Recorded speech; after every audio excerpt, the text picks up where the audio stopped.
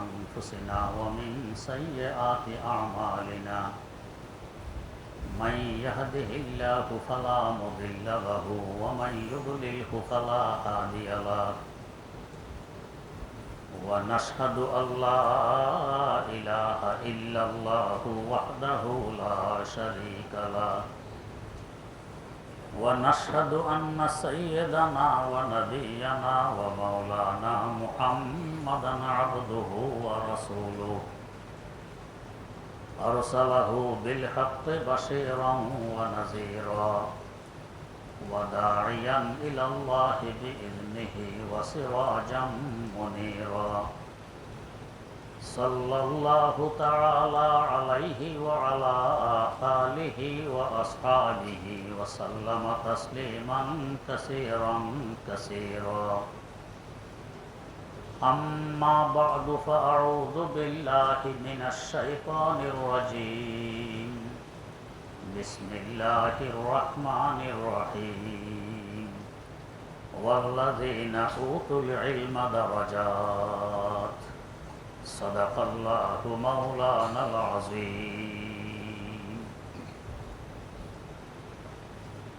বয়ান চলছিল আমরা সকলে চাই উচ্চ মর্যাদা, আমার মূল্য বেশি হোক, ইজ্জত সম্মান বেশি হোক, কিন্তু কোন রাস্তায় চললে কোন কাজে মর্যাদা বাড়ে, ইজ্জত সম্মান বাড়ে, আমাদের ক্ষুদ্র বিবেক দ্বারা সে রাস্তা চিনা, ওই কাজ চয়ন করা সম্ভব নয়। তাই আল্লাহ রাব্বুল আলামিন মেহেরবানি করে সে রাস্তাটি ওহীর মাধ্যমে চিনিয়ে দিলেন, ওই কাজটি দেখিয়ে দিলেন। তিনি বলেন যে ওয়াল্লাযীনা উতুল ইলমা দারাজাত, যাদেরকে ইলম দেওয়া হয়েছে তাদের মর্যাদা অনেক বেশি। তাই তো দেখা গেছে যারা পয়গম্বর ছিলেন ওনাদের মর্যাদা সবচেয়ে বেশি, ইলমও ছিল সবচেয়ে বেশি। যার ইলম যত বেশি মর্যাদা তত বেশি। গত জুমায় বয়ান করতে গিয়ে বলা হয়েছে যে ইলম কাকে বলে, আসলে শিক্ষা কাকে বলে। জানার জন্য আমরা আমাদের দেহের যে 5টি ইন্দ্রিয় ব্যবহার করে থাকি, এগুলোর উপরে পূর্ণ আস্থা রাখা যায় না। এরা ভুল তথ্য দেয়, বিস্তারিত আলোচনা হয়ে গেছে। অতএব এদের মাধ্যমে যা কিছু বুঝবো জানবো এটা শিক্ষা নয়। বলা হয়েছিল যে বুখারী শরীফের ইলম অধ্যায়ের ব্যাখ্যা গ্রন্থ খুললে দেখা যায় শিক্ষা বলা হয় ওই জানাকে, ওই বুঝাকে, যে জানায়, যে বুঝায় কোনো ভুল নেই, ত্রুটি নেই, পদস্খলন নেই, মিথ্যা নেই, ধোঁকা নেই, প্রতারণা নেই, এমন নির্ভেজাল জানাকে বলে শিক্ষা। তো পঞ্চ ইন্দ্রিয়ের মাধ্যমে যা কিছু জানবো বুঝবো, যেহেতু ত্রুটি মুক্ত নয়, তাই এগুলো ইলম নয়। এর বাইরে আল্লাহ পাক আরেকটি নিয়ামত দান করেছেন এদের পরিধির বাইরে চলার জন্য, যাকে বলা হয় আকল, বিবেক। আকলের মাধ্যমে, বিবেকের মাধ্যমে যা কিছু বুঝবো জানবো এটাও ত্রুটি মুক্ত নয়, পদস্খলন মুক্ত নয়। তাই তো দেখা গেছে যারা দুনিয়াতে বড় বিবেকবান, আকলমান, বিজ্ঞানী হিসাবে পরিচিত, সকলের মত এক নয়, এক একজনের মত এক এক রকম। এদের মত তাদের আকলের ফসল, বিবেকের ফসল। কার আকল সঠিক, কার আকল বেঠিক, এটা আমি বুঝবো কিভাবে? ওই মাপকাঠি, ওহি ছাড়া আর কিছু আমার কাছে নেই।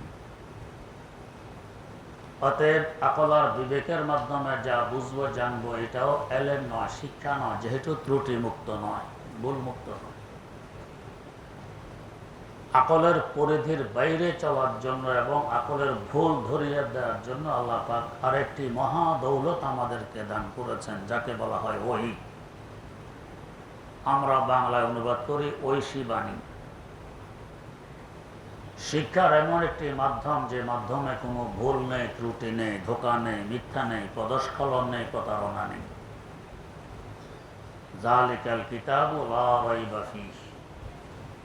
ওহীর সম্মিলিত কিতাব এমন একটি কিতাব যার মধ্যে সন্দেহের কোনো অবকাশ নেই।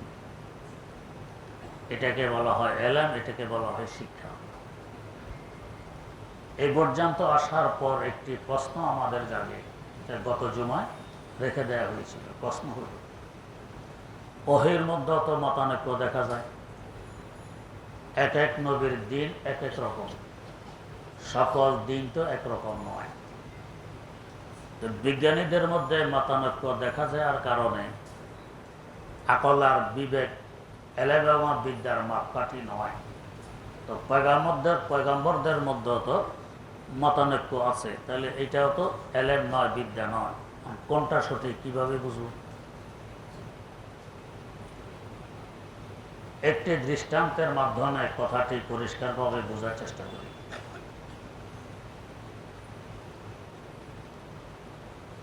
আমরা যখন রোগাক্রান্ত হই, আমারও জ্বর, আপনারও জ্বর, আমারও পেট নষ্ট, আপনারও পেট নষ্ট, ডাক্তার আমাকে দিয়েছে এক প্রকার ওষুধ, আপনাকে দিয়েছে আরেক প্রকার ওষুধ। আমাদের প্রশ্ন তো জাগে, একই অসুখ আমারও, একই অসুখ আপনারও, ওষুধ তো এক হবে, দুই রকম কেন? দুই রকম কেন এটা বোঝে ডাক্তার।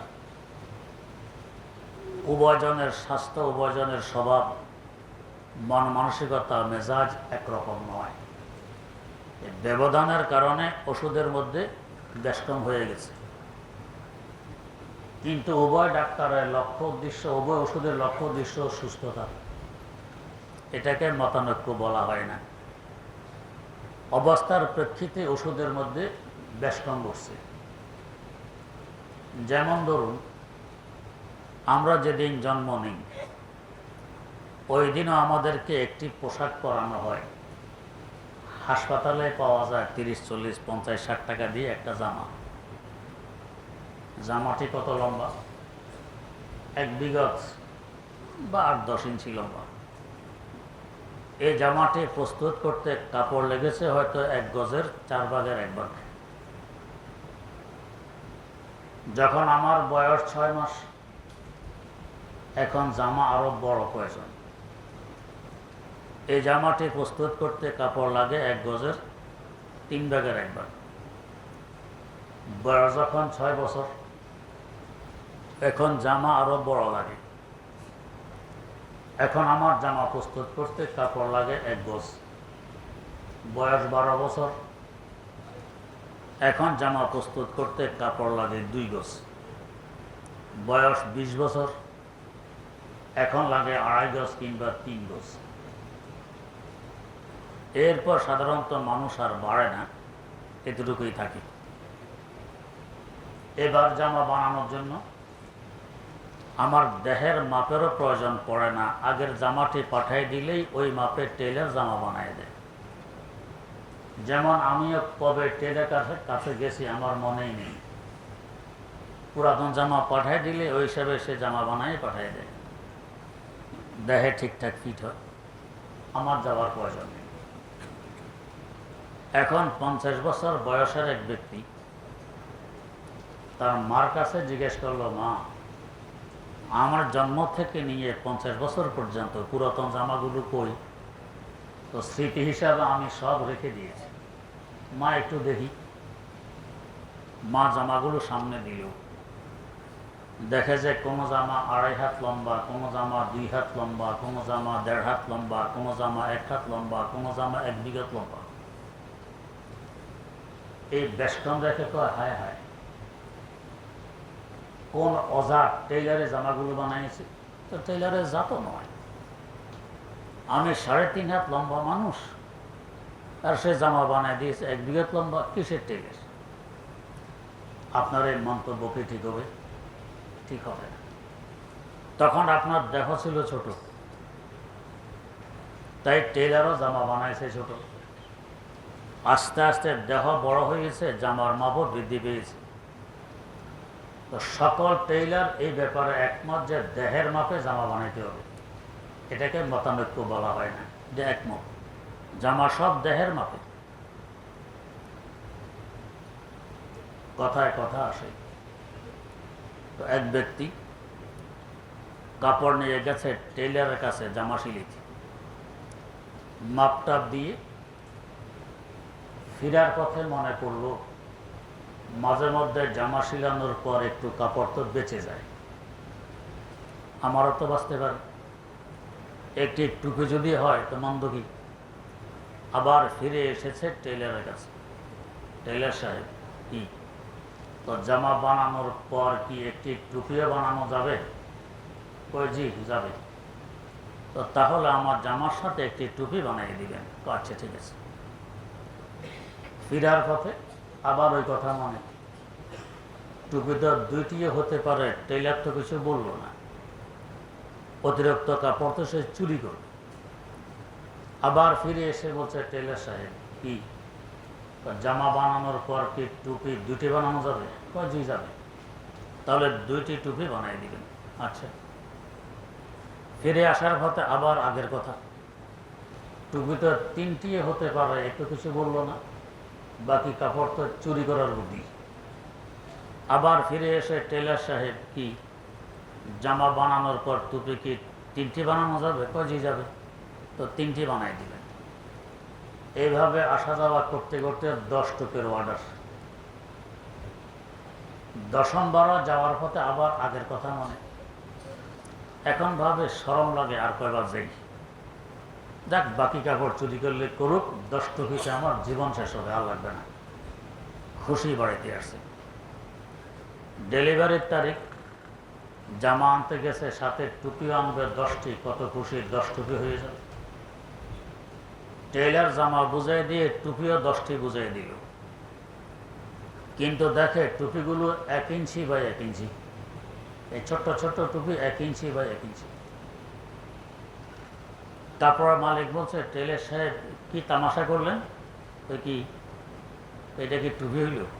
তো কি হয়েছে? টুপি হইতে হইল, টুপির আকৃতিটা এমন, এত ছোট ছোট। তো আপনি বলেছেন 10টি বানানো যাবে কিনা, আমি বলেছি যাবে, মাপের কথা তো বলেননি। 10 টুপি বানিয়ে দিয়েছি, আরো বেশি বললে বেশিও বানাইতে পারতাম। তো বানাইলেন যে ঠিক, এটা কি আমার মাথায় লাগবে? কি কাজ হবে এটা? লাগবে মাথায়। কি বলেন, আমার মাথা কত বড়, 1 বিঘত লম্বা, আরে 1 ইঞ্চি টুপি মাথায় লাগে কি করে? বুদ্ধি আছে লাগার।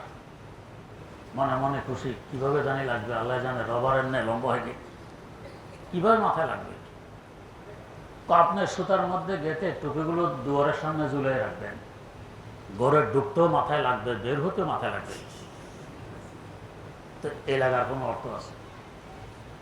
বলার উদ্দেশ্য ছিল, এই যে জামা বড় ছোট হইল, ছোট জামাও দেহের মাপে, বড় জামাও দেহের মাপে, মাঝারি জামাও দেহের মাপে, এটাকে ইখতিলাফ কিংবা মতানৈক্য বলা হয় না। সকল টেইলার একমত, দেহের মাপে জামা বানাইতে হবে। আপনার দেহ বড় ছোট, তাই জামা বড় ছোট, এটাকে মতানৈক্য বলা হয় না, যদিও মাপে বেশ কম। ঠিক তেমনিভাবে মানব জাতির যখন আগমন ঘটেছে এই ধরায়, এদের মাত্র জন্ম হলো পৃথিবীতে, এখন রুহানিভাবে এরা ছোট, মাত্র জন্ম হয়েছে। শরীয়তের হুকুম হাকাম এই 2-1টা। শরীয়ত হলো আমাদের রুহানি জামা, অল্প হুকুম। এরপরে আস্তে বয়স বাড়তেছে, হুকুমও বাড়তেছে। হযরত সাইয়্যিদানা নূহ আলা নাবিয়িনা ওয়া আলাইহিস সালাতু ওয়াস সালামের আগ পর্যন্ত তখন আমরা শিশু, তাই শিশু মার্কা জামা। এর জন্য এর আগের নবীদেরকে বলা হয় তাকওয়িনিয়াতের নবী। দুনিয়াতে চলতে হলে কি কি লাগবে আল্লাহ পাক ওগুলো শিখিয়েছেন বেশি। শরীয়ত খুব অল্প, এটা মানলে জান্নাত পাবে। জামা ছোট্ট অল্প, তারপরে জামা এটা গায়ে দিলেই শীত গরম থেকে রক্ষা পাবে, দেহ ছোট, অল্প কয়েকটি বিধান মানলেই জান্নাত পাবে, এটা শরীয়তে জান। বেশিরভাগ শিখিয়েছেন দুনিয়া চলতে হলে কি লাগবে এগুলো, যেমন আল্লাহ। বুখারী শরীফের প্রথম হাদিস যখন আমাদেরকে পড়ান উস্তাদে মুহতারাম শাইখুল হাদিস আল্লামা আজিজুল হক রাহিমাহুল্লাহ, হযরত একটি দৃষ্টান্ত দিলেন। আদম আলাইহিস সালাম তো ছিলেন বেহেশতে, বেহেশতে পায়খানা প্রস্রাব নেই, তাই পায়খানা প্রস্রাব কি ব্যাগ হলে কি করা লাগবে জানার অত দরকার নেই, যেহেতু পায়খানা প্রস্রাবে নেই। কারণ বশত এসে গেলেন দুনিয়া, আসার পরে পায়খানার ব্যাগ, বুঝতেছেন না এটা কি, বড় অস্থির, এমন লাগে কেন, কি করব, বুঝে আসতেছেন। আল্লাহ রাব্বুল আলামিনের মেহেরবানির উপর কুরবান যাওয়া চাই। এদিকে তো গোসা তাকে জান্নাত থেকে বের করে দিলেন, আর এদিকে আবার খেয়াল রাখতেছেন আমার সফিউল্লাহর কষ্ট হয় কিনা। আল্লাহ, দেখবেন আব্বা সন্তানের উল্টা পাল্টার কারণে সন্তানকে ধমক দেয়, বের হোক ঘর থেকে, এই ঘরে তোমার জায়গা নেই, সন্তান ভয়ে বেরিয়ে যায়। আবার ছেলের মার কাছে গিয়ে আস্তে আস্তে বলে কি, আরে না খাইয়া তো মরবে, পিছন দিয়ে ডেকে চারটা খাওয়াইয়ে দাও। বাপের আদব তরবিয়তের দায়িত্ব পালনার্থে ধমকাইয়া বের করে দেয়। আবার বাপের মহব্বত আর মায়ার দাবিতে মাকে গিয়ে বলে কি, পিছনের দুয়া দিয়ে ডেকে চারটা খাওয়াইয়া দাও, মরবে তো না খাইয়া, কষ্ট হবে তো। এরাই হলো বাপ। তো আল্লাহ রাব্বুল আলামিনের দয়া তো পিতা মাতা থেকে কোটি কোটি গুণ বেশি। এদিকে গোসা বের করে দিলেন জান্নাত থেকে, ওইদিকে আবার খেয়াল রাখতেছেন আমার সফিউল্লাহর কষ্ট হয় কিনা, দেখতেছেন কষ্ট অনুভব করতেছেন, পায়খানার ব্যাগ বুঝতেছেন না। তা হযরত জিবরিল আমিন আলাইহিস সালামকে পাঠিয়ে দিলেন। উনি এসে দুই বাহু ধরে চাপাইয়া কয় বসেন, বসায় দিল, কি কতগুলো বেরিয়ে গেল, দেখা যায় আরাম লাগে। ছোট বাচ্চারা পায়খানার ব্যাগ হয়তো বোঝে না, দাঁড়াইয়া সব ছেড়ে দেয়, তার পা উরু কাপড় চোপড় নষ্ট করে ফেলে। তো চেহারা দেখলে মা বোঝে পায়খানার ব্যাগ, তো মা বাহুদের কয় বস, অত বোঝে না, ঠেলা দাঁড়াইয়া যায়, সে বুঝবে না, ধমকায়া চাপা ধরা বসায়, দু চার দিন করতে করতে এখন বাচ্চা নিজেই বোঝে, বসলেই তো পারবো। তো আদম আলাইহিস সালামকে বসায় দিলেন, কি কতগুলো বেরিয়ে গেল, এখন আরাম। পায়খানা করলে আরাম না কষ্ট? আরাম। অল্প আরাম না, অনেক আরাম। এক বাদশা সন্তান জন্ম নিয়েছে, তো বাদশা নিজেই রাজ দরবারে এসে সংবাদ দিলেন আমার ছেলে জন্ম নিয়েছে। মন্ত্রী মিনিস্টারদের চামচাগিরি, রাজা মশাই আপনার ছেলের জন্ম তো আমি যেন মহাশূন্যে উঠতেছি, আর একজন আমি তো আকাশে উঠে গেছি, আরেকজন বলে আমি সিদরাতুল মুনতাহা, আরেকজন বলে আমি তো আরশে মুআল্লায়, কি খুশি প্রকাশ করতেছি।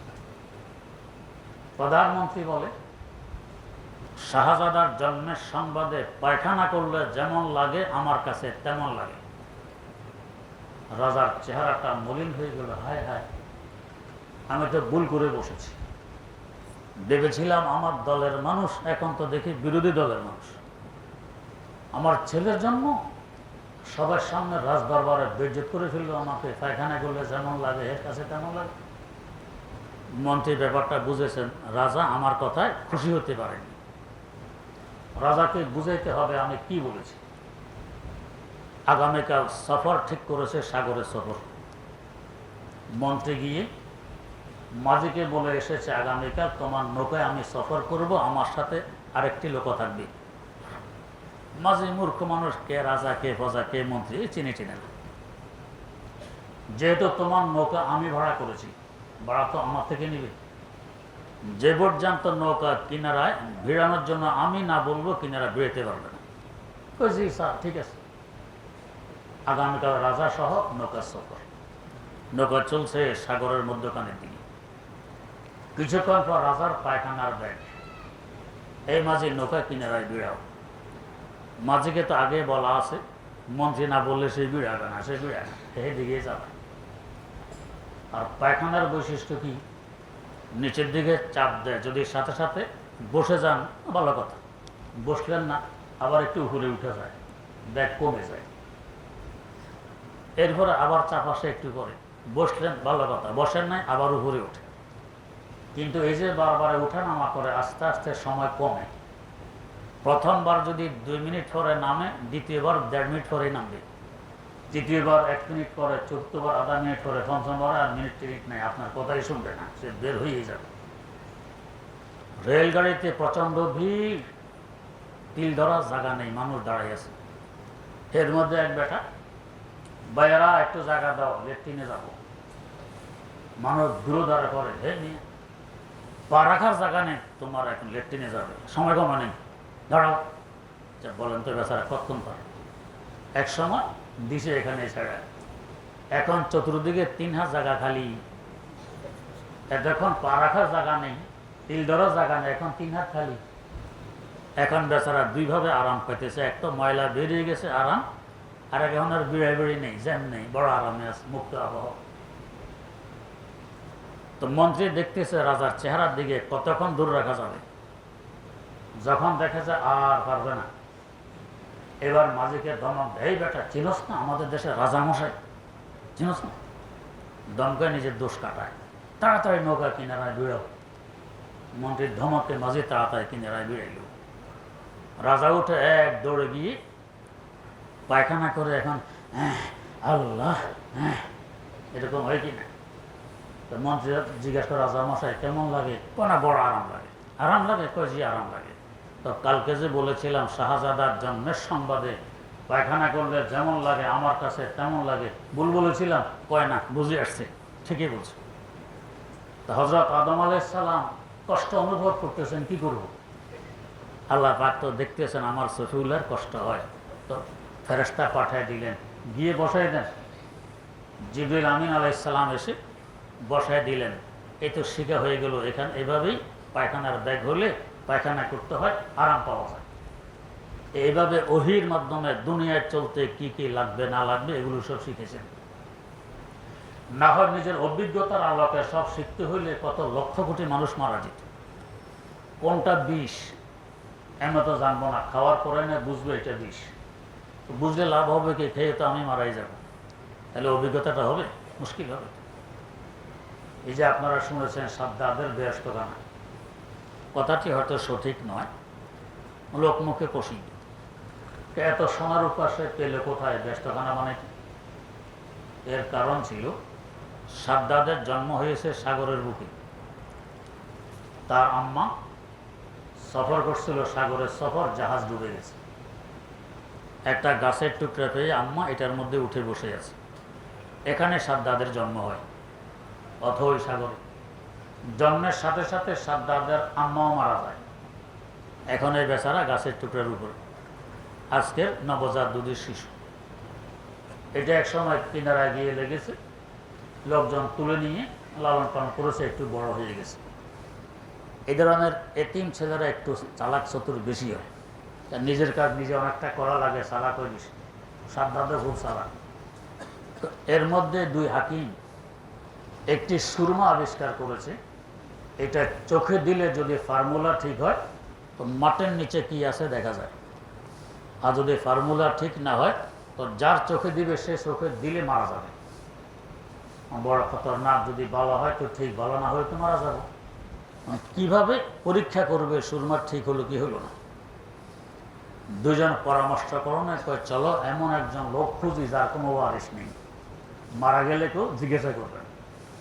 খুঁজতে খুঁজতে খুঁজতে খুঁজতে দেখা যায় এখানে বাচ্চা কতগুলো খেলাধুলা করে, এই এক ছেলের মা বাবাকে হদিস নেই, বাড়ি কেউ জানা নেই। তাকে ডেকে একটু দূরে এনে সুরমা চোখে লাগাই দিল। যেহেতু সে এতিম, খুব চালাক, সুরমা চোখে লাগানোর পর দেখে মাটির নিচে কি আছে সব দেখা যায়। এই কোটা তো নেওয়া দরকার, এরা তো দিবে না। দিল চিৎকার, ও বাবারে মরলাম রে, গেলাম রে, চিৎকার। হাকিমরা মনে করছে সর্বনাশ, বাচ্চা তো মারা যাবে।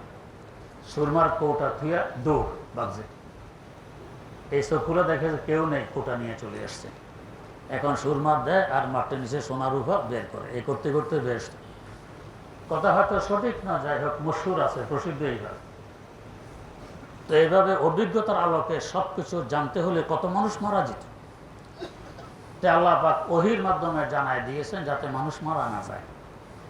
তো নূহ আলাইহিস সালামের আগ পর্যন্ত তাকওয়িনিয়াতের নবী দুনিয়া চলতে কি লাগে আল্লাহ পাক ওহির মাধ্যমে তাদেরকে এগুলো শিখেছেন। তাই শরীয়তের জামা ছোট, হুকুম আহকাম অল্প কয়েকটা। হযরত নূহ আলাইহিস সালাম থেকে নিয়ে শুরু হয়ে গেছে বিস্তারিত শরীয়তের আলোচনা। তার দুনিয়া চলতে কি লাগবে না লাগবে এগুলো শেখানো হয়ে গেছে। তাই হযরত নূহ আলাইহিস সালামকে বলা হয় সাহেবে শরীয়ত। আল্লাহ পাক কোরআনে কারীমে বলেন, ইন্না আওহাইনা ইলাইকা কামা আওহাইনা ইলা নূহিন ওয়ান নাবিয়্যিনা মিন বা'দি। ও নবী, আপনার কাছে আমি ওহী পাঠাই কি ধরনের? হযরত নূহ এবং তার পরবর্তী নবীদের কাছে যে ধরনের ওহী পাঠিয়েছিলাম এই ধরনের ওহী আপনার কাছে পাঠাই। তার মানে শরীয়ত সম্পর্কীয়, দুনিয়া চলার জন্য কি লাগবে হয়ে গেছে, এগুলো এখন আর পাঠানোর দরকার নেই, সাহেবে শরীয়ত।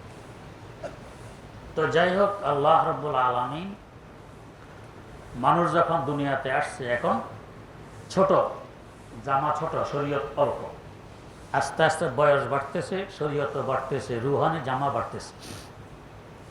বাড়তে বাড়তে আমাদের নবী পর্যন্ত আসলো। এই রুহানি জগতের বাড়তি শেষ, আর বাড়বে না। এখন জামার মাপ আমাকে টেলার কাছে দিয়ে দিতে হবে না, পুরাতন জামা পাঠিয়ে দিলে চলে। সেটা হলো মা আনা আলাইহি ওয়া আসহাবি। শেষ মাপ শেষ নবী দিয়ে গেলেন, আমি এবং আমার সাহাবায়ে কেরামের মাপকাঠি হলো তোমাদের শরীয়তের মাপকাঠি। আমি কি বলেছি, কি করেছি, কি সমর্থন করেছি, আমার সাহাবীরা কি করেছেন, কি বলেছেন, কি সমর্থন করেছেন, এটা তোমাদের মাপকাঠি। শরীয়ত ঠিক না বেঠিক মাপকাঠি দিয়ে দিলাম, মা আনা আলাইহি ওয়া আসহাবি। কিয়ামত পর্যন্ত এই মাপে চলবে। আল্লাহ ক্ষমা করুন, এখন যদি আমি সমালোচনা শুরু করে কোনো সাহাবীর, অমুক সাহাবীর এই দোষ, অমুক সাহাবীর এই দোষ, তো মাপকাঠি ঠিক রইল। তো নবী যাদেরকে মাপকাঠি ঘোষণা দিয়ে গেলেন আমি দোষ ধরতেছি, তার মানে নবীও বোঝেন নাই এই দোষী লোকটাকে মাপকাঠি বানায় গেলেন। আমি আরো ভালো বুঝি এই মানের কি দশা হবে, চিন্তা করুন তো। আমাকে আমার সহপাঠী কাউকে বাঁচানোর জন্য সাহাবীকে দোষী বানায়, নবীকে দোষী বানায়, চিন্তা করি না আমার ইমানের কি দশা করবে। আহলুস সুন্নাহ ওয়াল জামাতের আকীদা সকল সাহাবী উদুল, সকল সাহাবী জান্নাতি, এরা মাপকাঠি। বিআইয়িহিম ইক্তাদাইতুম বিহাদাদাইতুম, যে কোনো একজনকে ফলো করে চলবে জান্নাতে পৌঁছতে পারে। মুফতি আজম বাংলাদেশ আল্লামা মুফতি মোহাম্মদ ফয়জুল্লাহ রাহিমাহুল্লাহু তাআলা আহলুস সুন্নাহ ওয়াল জামাতের আকীদা তুলে ধরেছেন সাহাবায়ে কেরামের ব্যাপারে। কি আকীদা? হযরত বলেন, কুল সাহাবা রাদিয়াল্লাহু আনহুম জান্নাতি হাসাতান দেবে শত জুমলা শাহ দর হকে শাহ বদগুমানি হামাকুম নিজ গাহে বদজবানি হামাকুম জুমলা লফজি শাহে শাহ মাহফুজ তেদা নসে কুরআন ও হাদিস মুদবরা নসে কুরআন ও হাদিস মুদবরা। কোরআন সুন্নাহর আলোকে সকল সাহাবী জান্নাতি। নবীর সরাসরি ছাত্র জান্নাতি না হলে তো নবীর উপরে এটা আসে। যাই হোক, বলার উদ্দেশ্য এই যে পয়গম্বরদের শরীয়তের মধ্যে মতানৈক্য দেখা যায়, এটা মতানৈক্য না, সবাই একমত দেহ অনুপাতে জামা লাগবে। তাই আদম আলাইহিস সালাম থেকে নিয়ে শেষ নবী পর্যন্ত এক কথা, লা ইলাহা ইল্লাল্লাহ। আসল কথাই এক। হ্যাঁ, এরপর জামার মাপের ব্যবধান, যে নবীর যে যুগ ওই যুগ হিসাবে ব্যবধান, কিন্তু মূল এক, দেহের মাপে হইতে হবে, এটা লা ইলাহা ইল্লাল্লাহ। আর আমাদের শেষ মাপে এসে গেছে মুহাম্মাদুর রাসূলুল্লাহ, এটা শেষ মাপ, আর কোনো মাপ হবে না। তাহলে এই মতানৈক্য বাস্তবে মতানৈক্য নয়। অতএব ওহীর মাধ্যমে যা জানবো বুঝবো এটা মতানৈক্য থেকে পবিত্র, মতানৈক্য নয়। এই মাধ্যমটা হলো ত্রুটি মুক্ত, পদস্খলন মুক্ত, ধোঁকা মুক্ত, প্রতারণা মুক্ত, মিথ্যা মুক্ত। অতএব ওহীর মাধ্যমে যা বুঝবো জানবো এটাকে বলবে এলেম, এটাকে বলবে বিদ্যা। আর এই বিদ্যা হলো জাতির মেরুদণ্ড, শিক্ষা জাতির মেরুদণ্ড। আশা করি বুঝতে সক্ষম হয়েছেন এই শিক্ষা জাতির মেরুদণ্ড বলতে কোন শিক্ষা বোঝায়? ওহির শিক্ষা বোঝায়। এই শিক্ষা যে শিক্ষিত, আল্লাহ পাক তার ব্যাপারে বলেন ওয়াল্লাযীনা উতুল ইলমা দারাজাত, তার মর্যাদা অনেক বেশি। অতএব মর্যাদা পেতে হলে ওহির শিক্ষায় শিক্ষিত হওয়া লাগবে, অথবা যারা ওহির শিক্ষায় শিক্ষিত তাদের আনুগত্যতা স্বীকার করে চলা লাগবে, তবে আমার মর্যাদা বাড়বে। আল্লাহ রাব্বুল আলামিন আমাদেরকে সহি বোঝার তৌফিক দান করুন। সুবহানাল্লাহি ওয়া বিহামদিহি, সুবহানাকাল্লাহুম্মা ওয়া বিহামদিক, আশহাদু আল্লা ইলাহা ইল্লা আনতা, আস্তাগফিরুকা ওয়া আতুবু ইলাইক, আস্তাগফিরুকা ওয়া আতুবু ইলাইক, আস্তাগফিরুকা ওয়া আতুবু ইলাইক।